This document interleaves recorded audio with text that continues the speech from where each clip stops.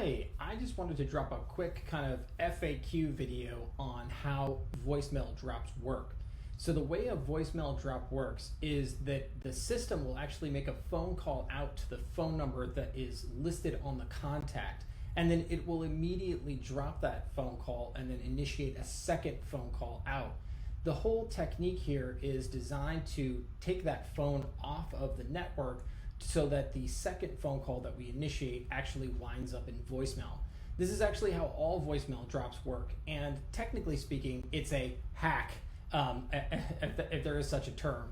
And the reason why is because no carrier really wants voicemail drops to work or exist. It just happens to be kind of like a workaround that's out there. So when you're doing your voicemail drops, what's really important to remember is that because they are a workaround like this, they're never going to be 100% effective.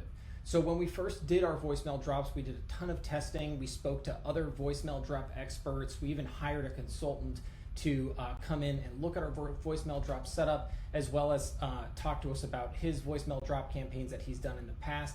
And he found, and we found consistently, that there's about a 70% reliability rate with voicemail drops. So as you're going through voicemail drops, if you do run into some issues, for example, it doesn't work on my phone or it doesn't work on my friend's phone, that actually can be the case. So in those cases, sometimes you're going to get a scenario where if you pick up the phone, you'll actually hear the voicemail. And that's just because voicemail drops are just an imperfect technology. But at 70%, they are pretty effective and can be used very successfully in a campaign. But we just want to make sure from an expectation standpoint, you understand how they're put together, how they work. And when you do run into some issues, you understand maybe sometimes it could just be the fact that it's this sort of workaround that's in place. And it's one of the only sort of odd things about voicemail drops, but I wanted to put this video together just to kind of explain everything from end to end. So I hope this helps. Thanks.